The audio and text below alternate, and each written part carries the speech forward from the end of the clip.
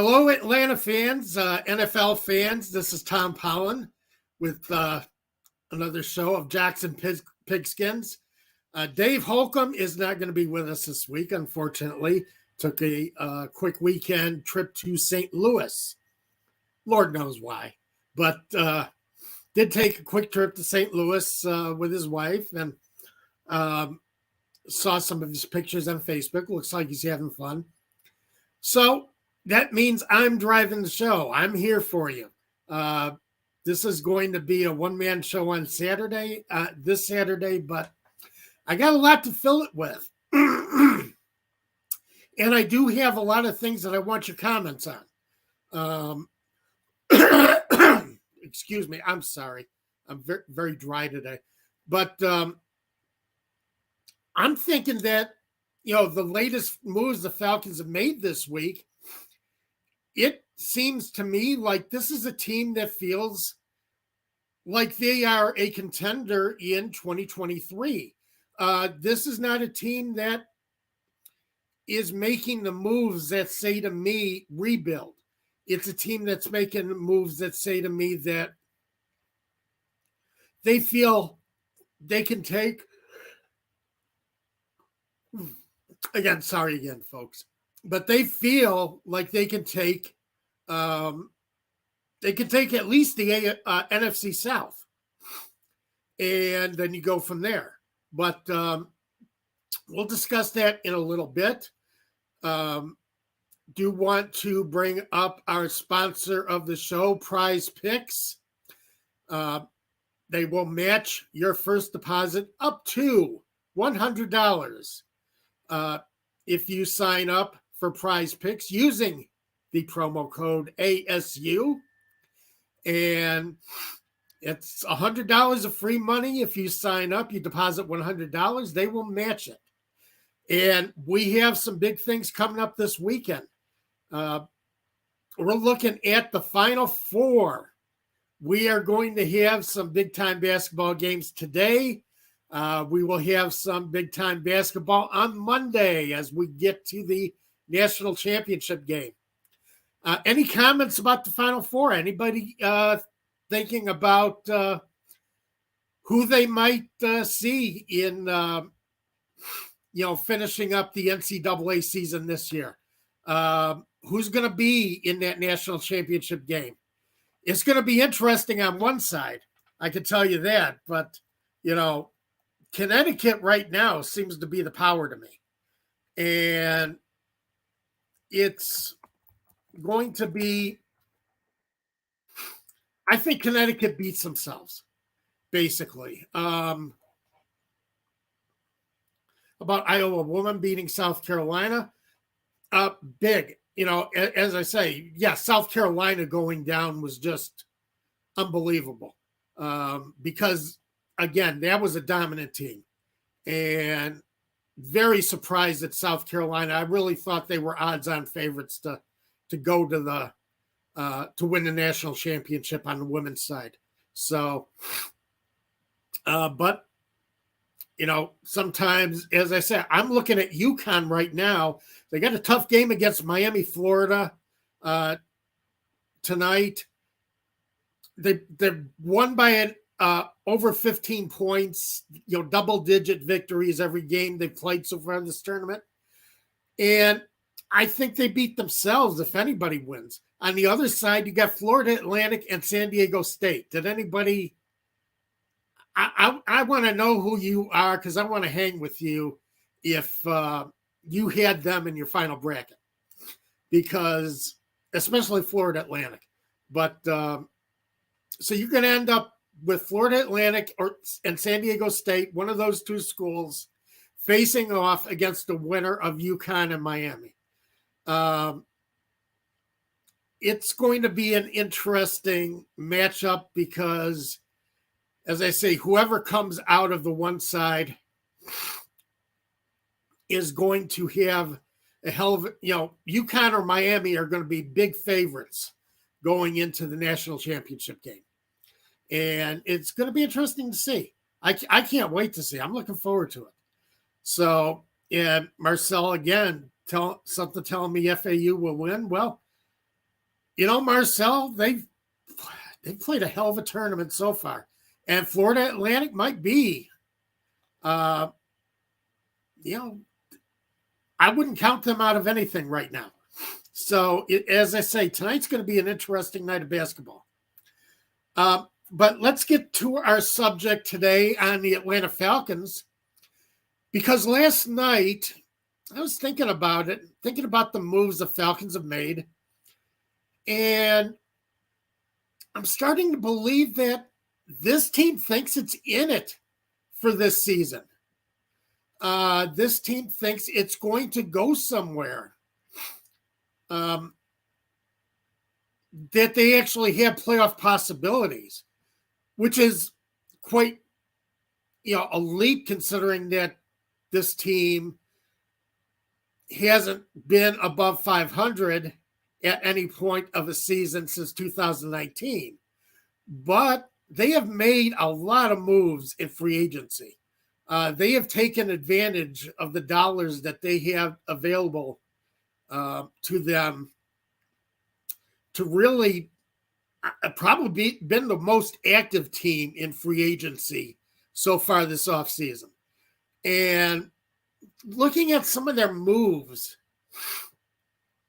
again, put the thought in my mind last night that this might be, because I went into this offseason thinking that the Falcons were building.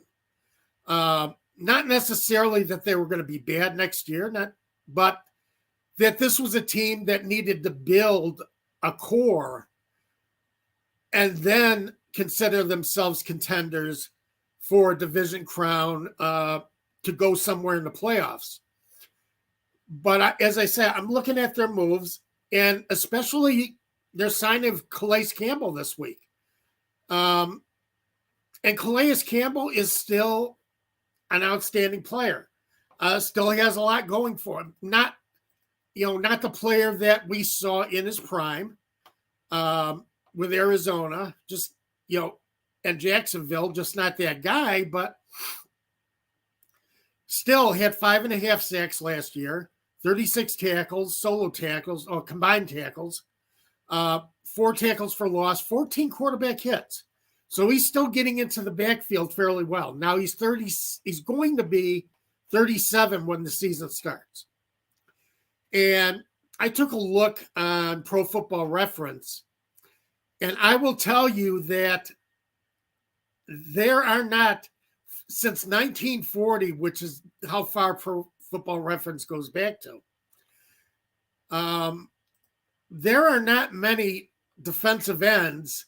As a matter of fact, there are 45 defensive ends who've still been in the league at age 37. So this is not a common thing that you got someone who's still considered a valued defensive end at his age. But you do have some defensive ends at this age who've put in some solid seasons. It's not something that is out of the question that he can't make some big contributions to the Falcons this year. I don't think he's going to be an every down contributor, but he will make contributions. Now, my only problem with Calais Campbell signing is that this is a guy I figured might be in play for a team that figured that they had one more player and that would get them into the Super Bowl. Kind of like what the Eagles did last year. Ndamukong Suh and Linval Joseph were basically sidelined for the first half of the year until the Eagles realized that they weren't just playoff contenders, they were Super Bowl contenders. Until they saw that Jalen Hurts had actually emerged as a quarterback that could take them all the way. Then they went out and got Suh and got Joseph, and 2 guys who had been there. As I say, 2 guys who had been there before. and could be a solid contributors to the Eagles' defensive line, and helped get the Eagles into the Super Bowl last year. And I figured Calais Campbell was going to be that guy this year for the for whatever team signed him. Now, the fact that the Falcons have signed him, actually, it's a decent signing. It's 7 years, 1 year, $7 million, $9 million with incentives. And just wanted to say quick greetings to Brian, Nathaniel, and Tony. Tony doing well.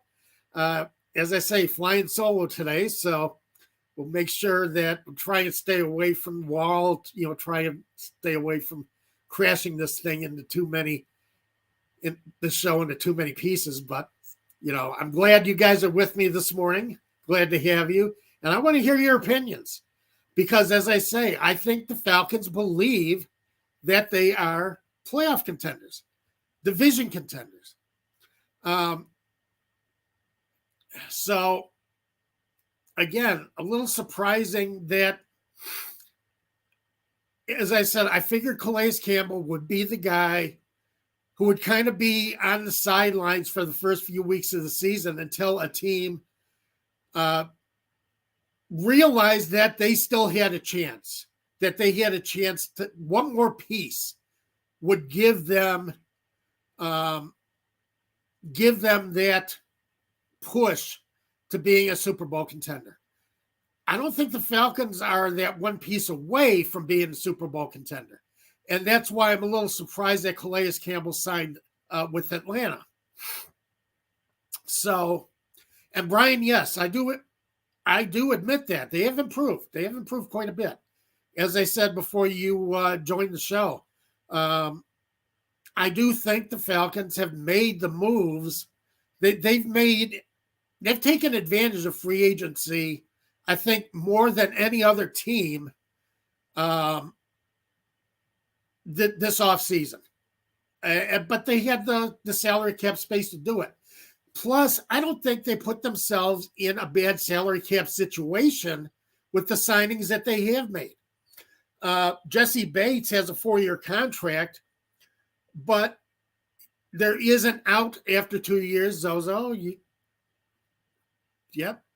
just going to sit there nice and proud. You're not going to say anything, are you? Nothing to say?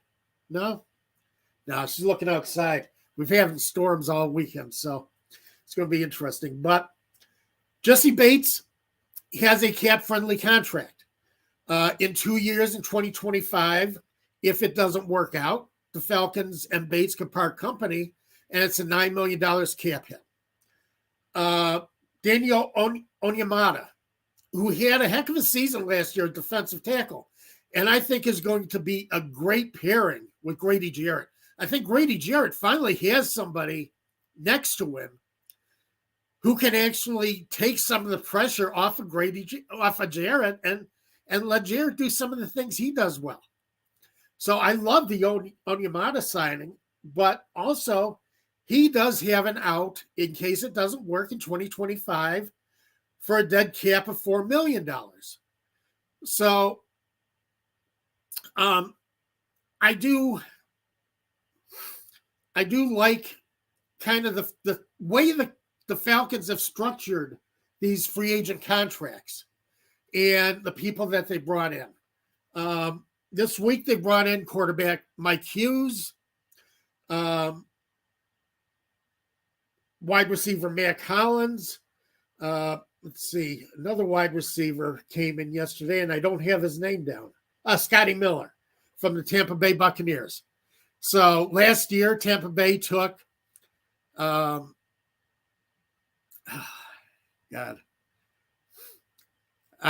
Gage from the Falcons. This year, the Falcons take Scotty Miller from the Tampa Bay Buccaneers. They've re-signed Cornell Armstrong, signed quarterback Mike Hughes. Caden Ellis, this is going to be a free agent signing, I think, that's kind of floating under the radar right now, but I think was a very good signing by Terry Fontenot. Caden Ellis started the last 8 games for the Saints last year, really hadn't emerged until, the last 8 games. And according to Pro Football Focus, over that 8-game span, that he was the 4th best linebacker in the league. So this is a guy who really made a name for himself last year when he got a chance, when he got on the field and he had the chance to do something, took advantage of it. And I think is an excellent signing for the Falcons. I don't think a lot of people are talking about it as much. But I do think that Caden Ellis is going to make a difference with the Falcons at linebacker, as an off-the-ball linebacker. Again, I said I like what the Falcons did with Jonnu Smith, because Arthur Smith likes Jonnu Smith, really likes Jonnu Smith, likes Jonnu Smith as a red zone back, as a red zone tight end, likes Jonnu Smith as a first down tight end. So, all these moves that the Falcons have made, I'm thinking that they feel that they are ready to take the NFC South and contend in the NFC South. And if you look at it, it's not so ridiculous to think, because you're looking at the Carolina Panthers, who are going to have the number 1 draft pick, who's going to be a quarterback. In my opinion, CJ Stroud, and Andy Dalton, who is a solid quarterback, but you're not going to win because of Andy Dalton. And remember that the Carolina Panthers have given up DJ Moore to the Bears, and which I love. DJ Moore can be on my team any day of the week. The New Orleans Saints have signed Derek Carr, and they're going to have Jameis Winston as their quarterbacks. Can Derek Carr show that maybe there's still more in the tank than what he showed last year? The Tampa Bay Buccaneers are going to go to war with Baker Mayfield. So if you look at the quarterbacks in this division, there is a shot for the Falcons to play well if they play well. And as I say, considering these signings, I think they will play well. I think they're much improved. Brian, I agree with you. I like it. I think he's much improved. I think this team is much improved. Based on the signings that they've made. They've made signings on both sides of the ball that I think are strong. So another thing about Jonnu Smith, if you look at it, Caleb McGarry's coming back as right tackle. I think Jonnu Smith is a kind of tight end. Kyle Pitts plays the wide tight end, which is the one who goes out into the patterns and down the seam. But I think Jonnu Smith is the tight end who will play on the side of Caleb McGarry, chip the defensive end as he goes out, and give McGarry a little help on the right side. McGarry's already a strong run blocker. But I think McGarry, with Smith, if you let Smith chip that defensive end while he's going out into his pattern, I think you're going to make McGarry a stronger player. You're going to take more advantage of what McGarry can do. He doesn't have to worry about the outside move as much, and will be a stronger pass blocker because of it. So that's kind of what I look for Jonnu Smith to be as this season goes forward. Be that guy on the right side, line up on the right side, and help out McGarry, and leaves Kyle Pitts as a guy who doesn't have to chip, can go right into his route. So I think it's a strong 2 tight end set on offense for Arthur Smith, which Arthur Smith loves. He loves 2 tight end sets. Now, the main ingredient for how all this comes together is Desmond Ridder.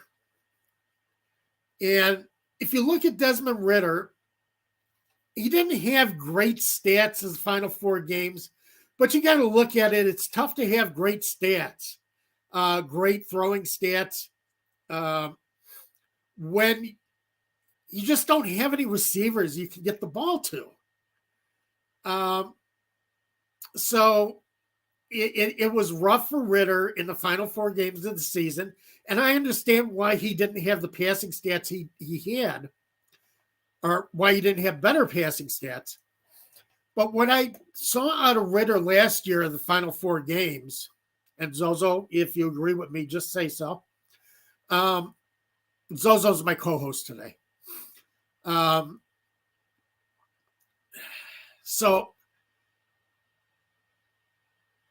But there she goes.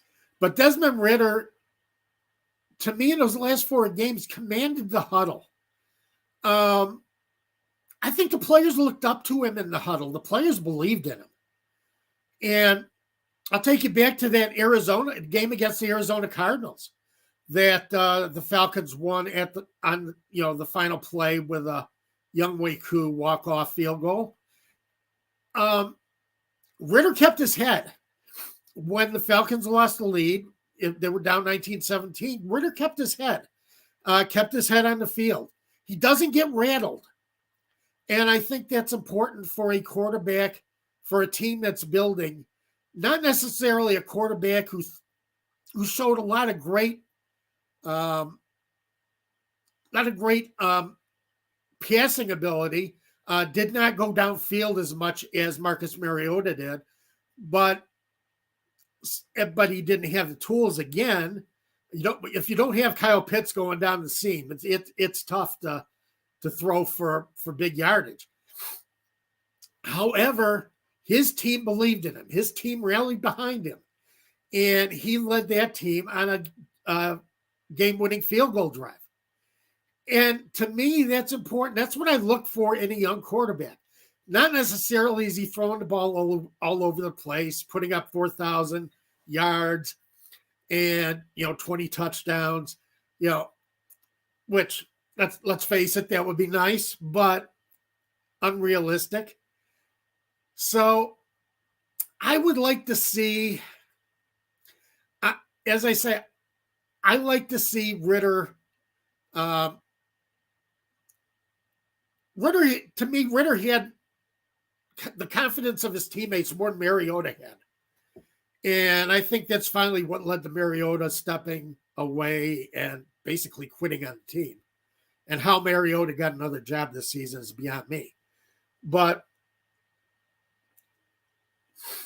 again, you got to look at Ridder's wide receiver group. It was weak, but he made things happen when they needed to happen. He did very well. He was a leader out there. He was a leader that Mariota just never showed all season. So I'm willing to give Ridder this year to see what he can do. As we've been looking, the Falcons have put a lot of weapons out there. They've given Ridder a lot of choices as far as wide receivers, tight end, trying to build up, keeping Lindstrom, keeping McGarry, keeping that offensive line, and signing Josh Miles, who Josh Miles didn't take as many snaps last year, but again was ranked 4th among Pro Football Focus tackles for pass protection. So somebody who strength is pass protection and who can eventually play maybe third downs at right tackle and be someone you can count on a little bit better on third and longs, where you need third and medium, third and longs, where you need that kind of production. So the thing is, so basically this tells me, there's still holes in this team. And I think we're going to get to the holes in this team in the draft. But considering that you have a safety shoring up the secondary, Um, and I think the safety position needed shoring up because I don't like Eric Harris does not take good paths to the football.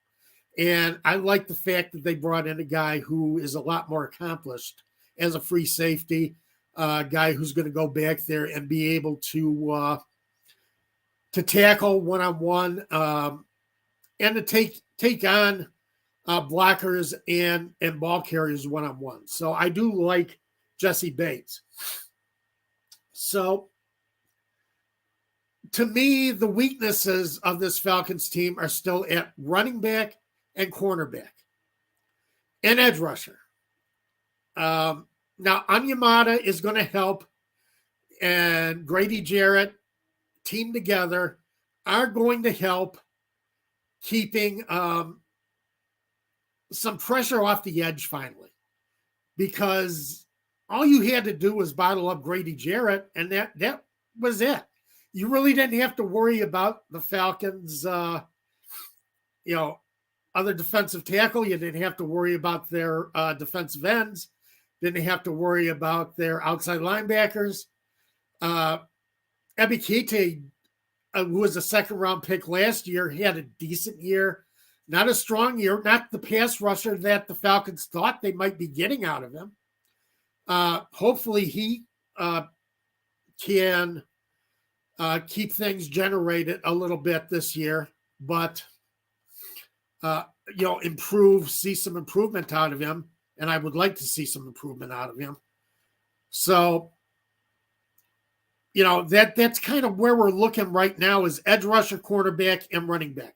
Because Tyler Algier is a great short yard running back, and he's just a bull going through the middle of the line. He's going to get you yards. He's going to get you important yards. He's not going to get you any speed yards. If he breaks into the second level, he's not going to take advantage of that, and that's a problem. Now, looking at some of the comments, I've seen a lot of comments coming in. I'm going to start addressing some of them right now. Tony Wright is talking about the possibility of the Falcons drafting Peter Skoronski. And I think Skoronski is a fantastic prospect. And I would love to see if the Falcons draft Skoronski, it's not a mistake. It's going to be an impact move on this offensive line. I really think that. I think it's a strong move for the Falcons on the offensive line. So, yeah, Tony, I would not argue with Skoronski at 8. Wallace, you're right. They haven't addressed the left guard spot. Chris Lindstrom's going to be holding down the right guard spot for the next 5 years. But you can plug Skoronski at left guard. Yes, you can do that. Skoronski is capable of going inside and being one of those kind of transition guys who can play tackle or guard. I think Skoronski has a strength to be a road grader guard. He has the speed to play tackle and to keep defensive ends from getting around on him, from shutting down an outside move, and the strength to stop bull rushes. So I think he does have the strength to play left guard if necessary. I would like to see Skoronski play tackle. But let's, I think it's a great thought.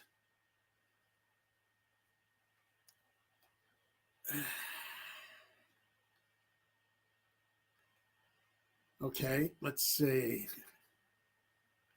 Tony Wright, Falcons can draft a good defensive lineman in the second round. Yeah, they can, but you're not going to get. I want a Pro Bowler on the edge. I want a guy for the next 5 years who's going to just be destruction on the edge of the line of scrimmage. I have been wanting that for the Falcons for a long time. I don't think they're going to do it. But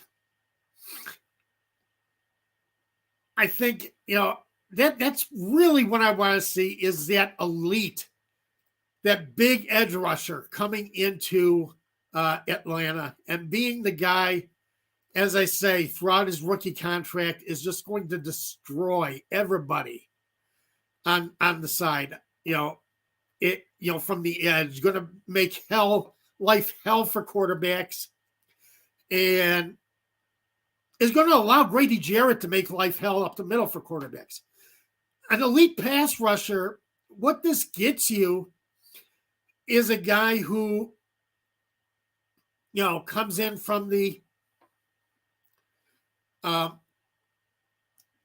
of takes away that rollout option. You got Grady Jarrett, who really plugs up the middle, and with the help he's getting now this year, Grady Jarrett is a guy who's going to maybe bull rush up front, keep the quarterback from stepping up in the pocket, which is important. But you've got to have an edge rusher. You got to have somebody who can, to me, you're making your secondary cover too long. And that was one of the problems with the secondary last year. They have to cover 3.5 to 4 seconds, 4.5 seconds. No cornerback. You could be Darrelle Revis and not be able to cover for that long. That it's just not. You got to have a pass rush and to make your secondary better. It does. It just makes your secondary better, and the Falcons need that. And we saw that last year. I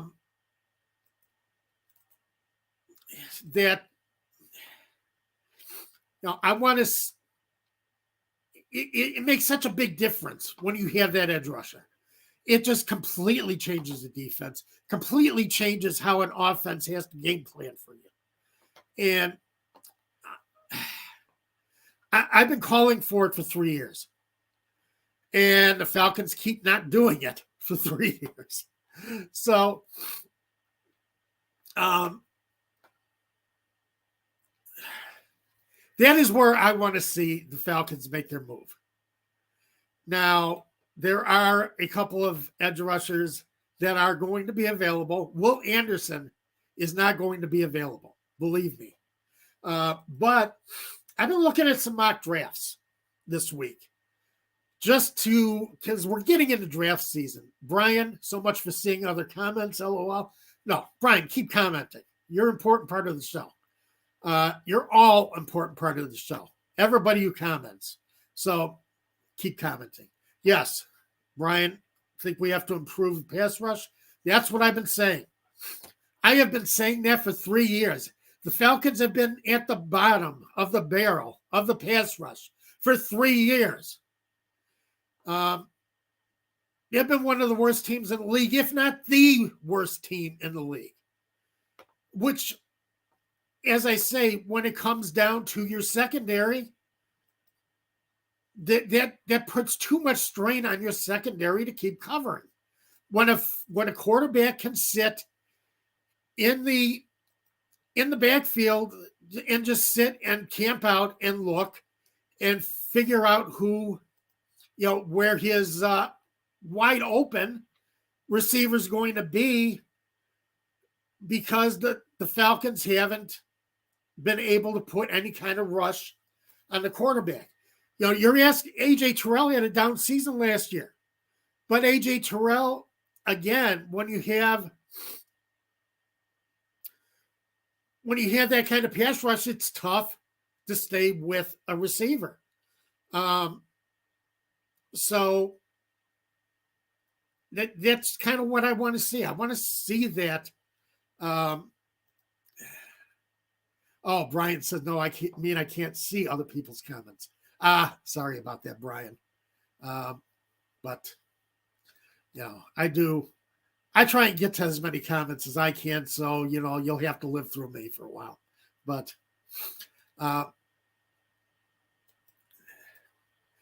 easy to talk about, harder to achieve, Brian. I do agree. there are people out there. As I said, I've been looking at mock drafts. Chad Reuter on NFL.com has Iowa edge rusher Lucas Van Ness to the Falcons. Van Ness needs to pick up his speed a little bit, add a little nasty to his game. You want an edge rusher with a little nasty to the game. I want to see a little snarl on the left side. So that's what I'm looking for. Give me some snarl.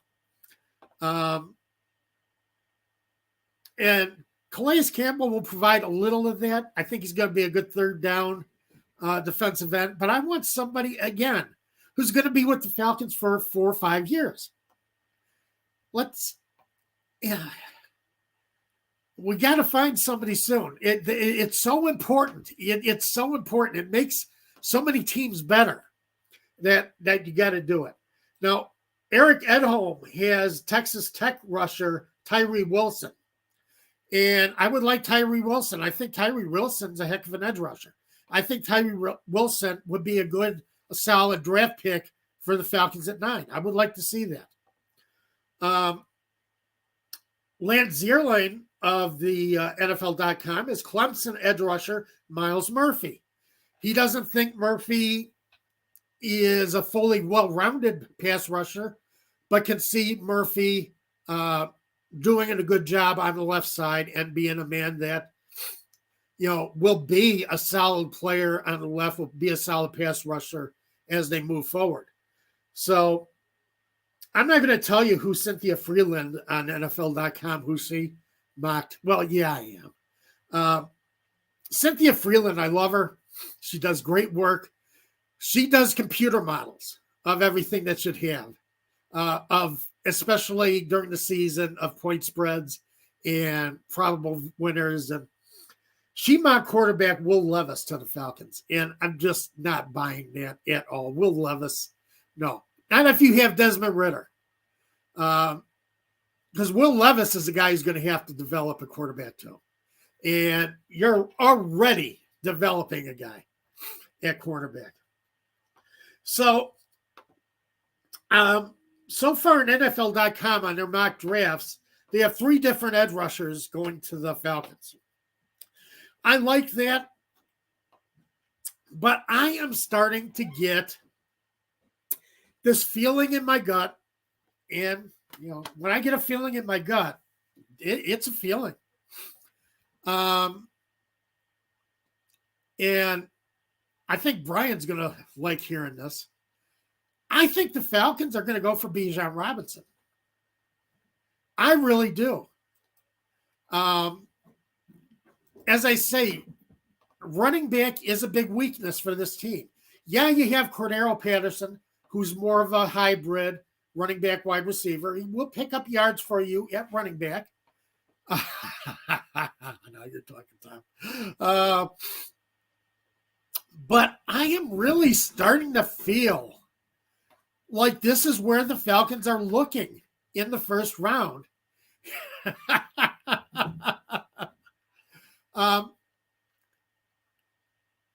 Now, position-wise, running back has taken a beating as far as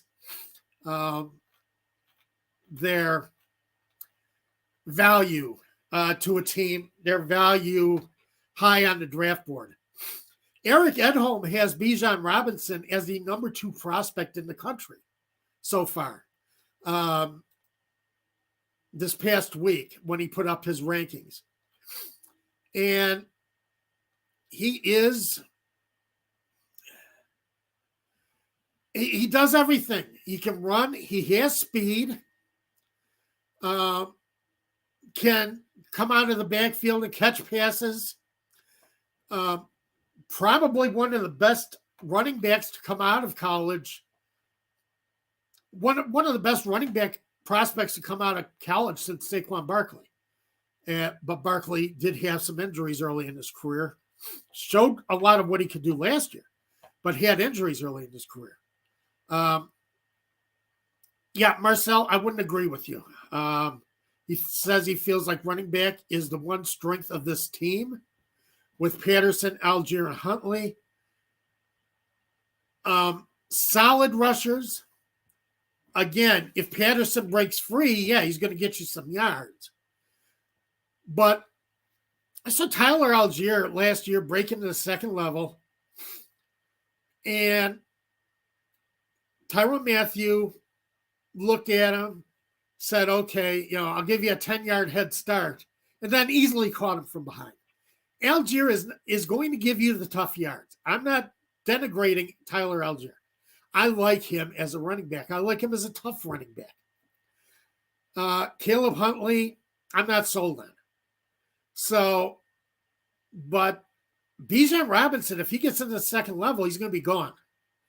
And he has the strength to get through the line. He has the elusiveness.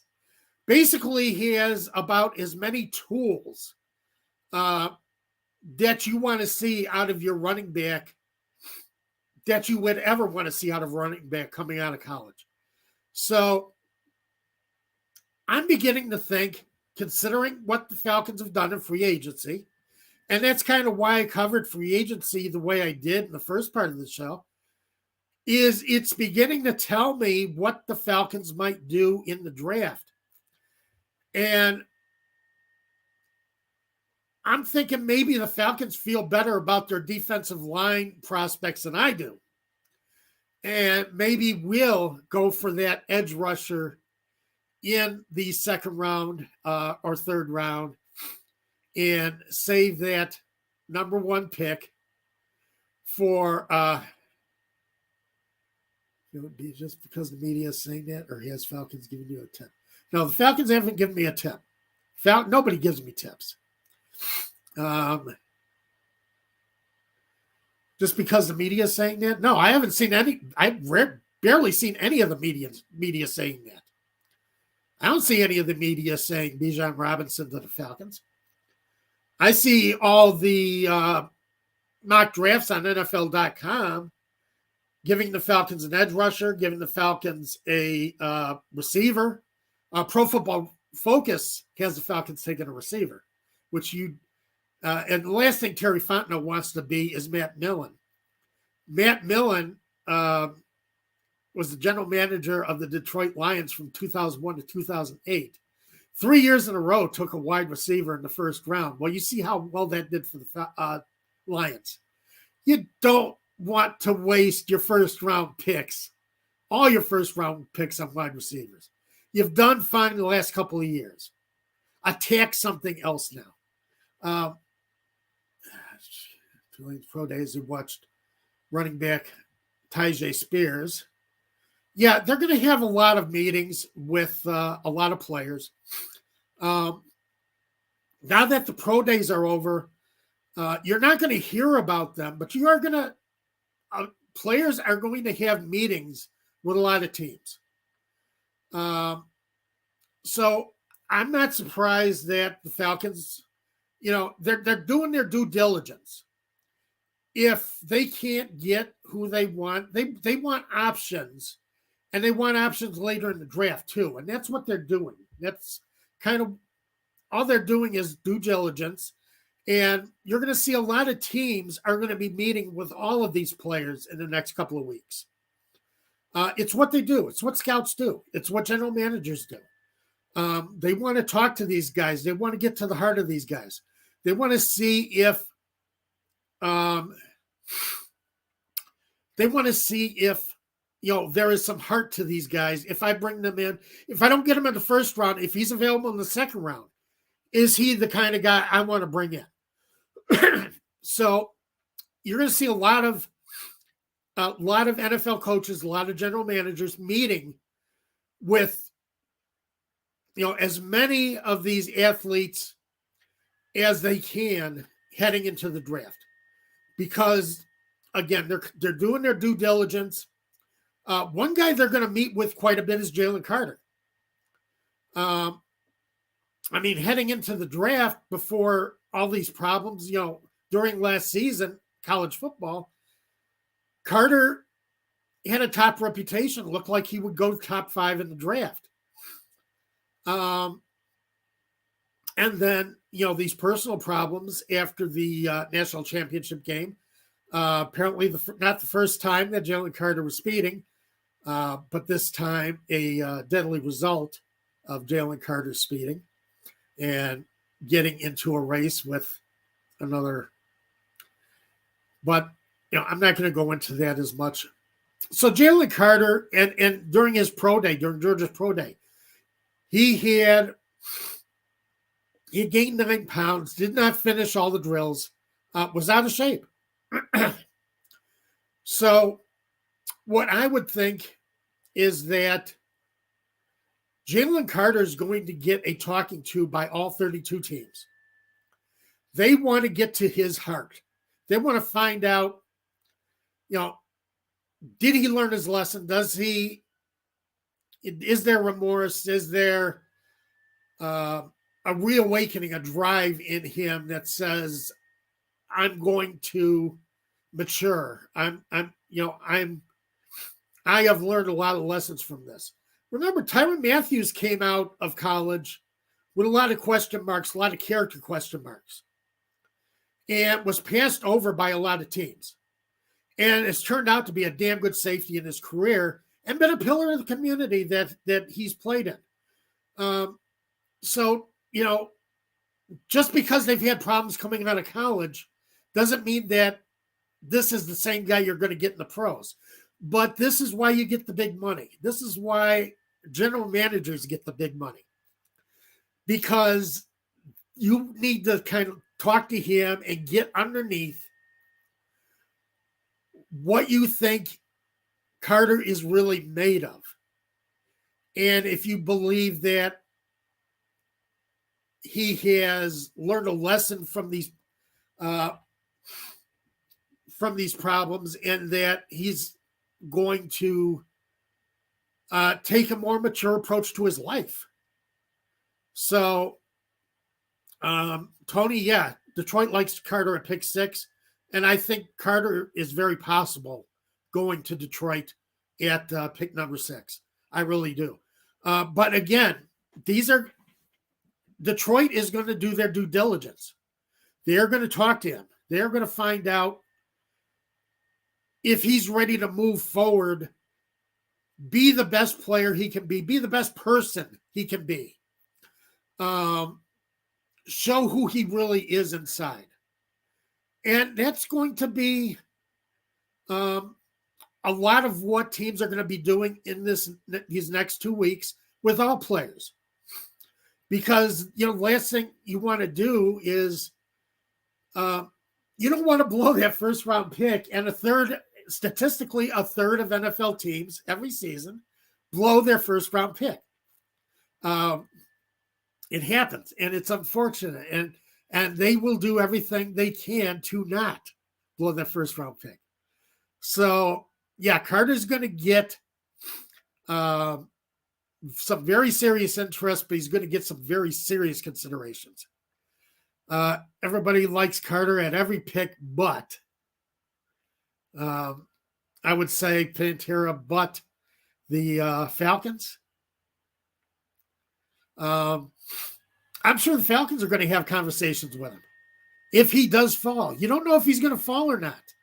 The draft is a strange animal. I've always said that. It's really funny how the draft works and how when players start to fall, when players starting to get picked, who's going to be the surprise pick? Who's going to kind of throw all the drafts out the window, basically tearing up the mock drafts and kind of like, draft busters, kind of like your bracket buster. When Farley Dickinson beats Purdue, who's going to be the Farley Dickinson over Purdue when it comes to the draft? Who's going to bust your bracket when it comes to the draft? And somebody always does. Somebody always reaches for that player that nobody else has ever heard of. So I want to see how the draft falls.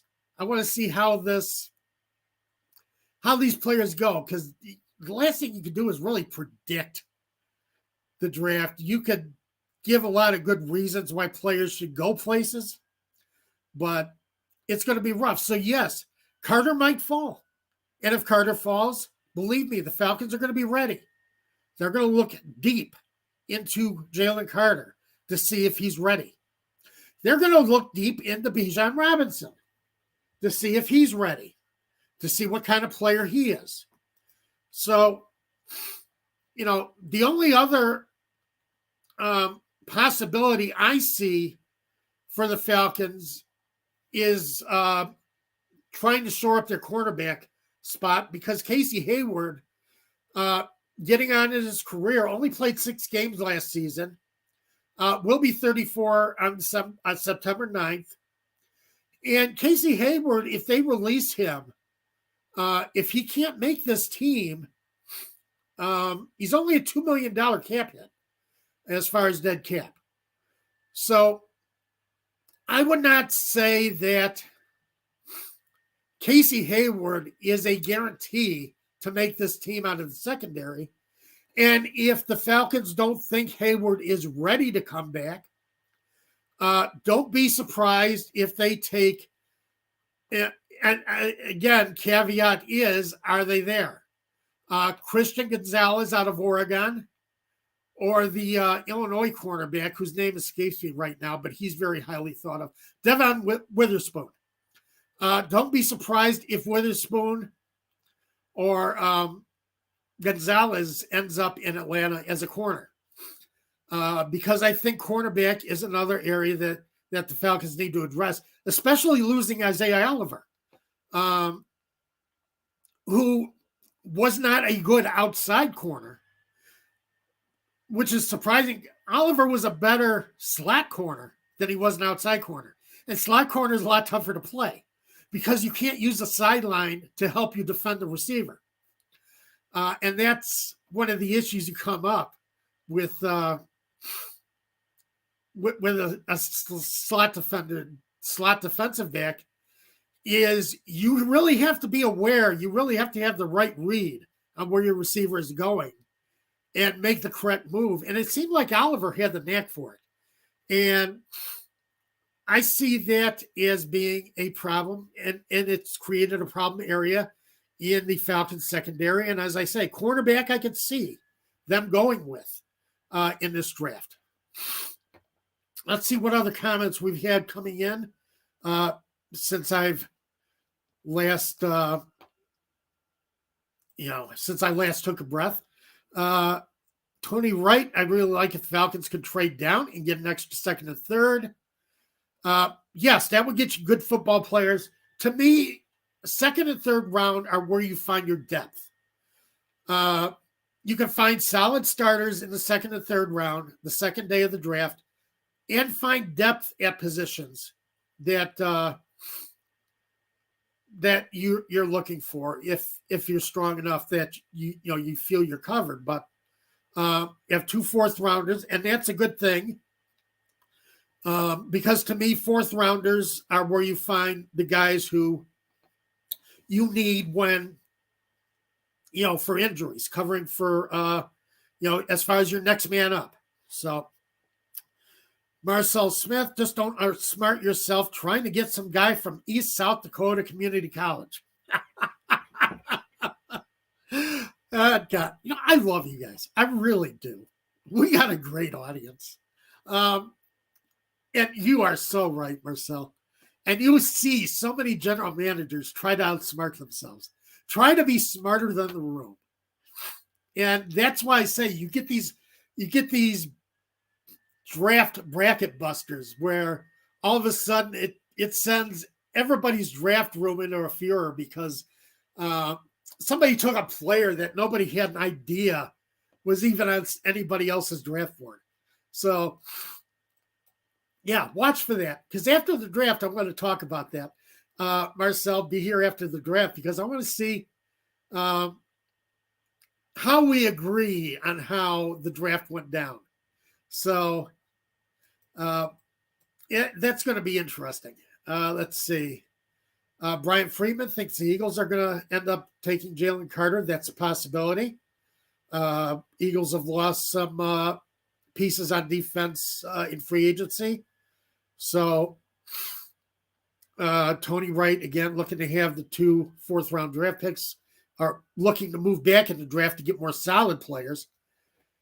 But see, again, I don't know if the Falcons are looking at it that way. because of the signings that they've made, Tony, I don't think the Falcons are looking for just to stock up on some solid players and make a difference in 2024. I think the Falcons are looking at the Panthers, the Saints, and the Buccaneers and saying, we can take this division this year if we get some impact guys. So I don't think the Falcons are going to trade back. I really don't. I think they are going to use that 9th pick. So I do agree it's not a bad move if they do it, but I think the way they have signed free agents tells me deep down that they are looking to use that 9th pick. So let's think about that and go from there, because and we got another week to discuss this too. Isn't that fun? We have another week, another 2 weeks, I think, to discuss this. So this is going to be fun. Looking at the draft picks, kind of chewing it back and forth. And, Dave will be here and we'll be looking at what Dave thinks as far as draft picks. Now, if Dave is his usual intelligent self, he will agree with me. But come on, Dave, I'm just kidding. You know that. By the way, hopefully Dave will be here next week. We don't know. He has family flying in. Yeah, I'm sorry, Flavius. It's the 8th pick. The Bears have the 9th pick. So, yes, sometimes things get a little jumbled, and you try to talk for an hour straight, and, yeah, things get jumbled a little bit. But, yes, the Falcons have the 8th. So, but Dave is having family fly in from out of town next week. Has a big event going on, and I'm going to let Dave tell you what his big event is when he gets back. If he's back next week, great. If he's not back next week, we will push him on the 15th. No, we'll push him on the 22nd to tell us what his big news is. So looking forward to that. And as I say, looking forward to the next couple of weeks of draft coverage. And as I say, Brian, right now I'm leaning towards Bijan Robinson. I think the Falcons are setting themselves up to take the guy. Think about going online earlier or later. I don't know, Marcel. This has been our slot. So maybe we'll do that on draft day. Who knows? We'll see how that goes. But this is kind of where we've kind of O-line. Okay. Again, O-line, I think you can get in the 3rd and 4th rounds. Sorry, Marcel. I thought you were talking about me and Dave. RC Plane Builder 2, Christian Gonzalez or Tyree Wilson. Either one, I think, is going to end up in Atlanta. Tyree Wilson as an edge rusher, Gonzalez as a cornerback. I think both are strong possibilities. Right now, I am down to 3 players. And again, Marcel, I think you can get starting offensive linemen in the 2nd, 3rd, and 4th rounds. Your scouting has got to be good. You got to know where you're pulling your players from, but I think you can find it in the later rounds. I don't think the Falcons need to go O-line at number 8. So, yeah, Brian, I know I wasn't there last week. I'm still not completely there, Brian. I want an edge rusher. I want nasty coming off the left end. All right. Or, I want somebody with a lot of snarl to him, putting the fear of God in quarterbacks. That's what I want. I want TJ Watt. I want the Falcons to draft a TJ Watt, set him on the outside, and let him make life miserable for quarterbacks. That's what I want. But as we've seen the last couple of years, I don't always get what I want. And I do think, as I said, Bijan is going to be a strong possibility for the Falcons. I think Gonzalez and Witherspoon are going to be strong possibilities. Going to be interesting to look at next week. We are out of time for this show, and it's amazing how fast this show goes when we get so many commenters. Everybody's talking. Everybody's, putting their opinions out there. I love it. And I do love the fact, I do welcome and I do cherish the fact that you guys, everybody who is here on Saturday mornings does decide to take time with us and spend time with us on Saturday to talk football, talk Falcons, talk the NFL. It means a lot to me, and it really does. So we look forward to talking to you next week. I don't know who will be sitting in the co-pilot seat with me. I'm hoping Dave finds a way to do it, but if not, we'll see what we can do. We'll come up with something. If it's me soloing again, well, we had some fun today, didn't we? Everybody, have a great week, everyone.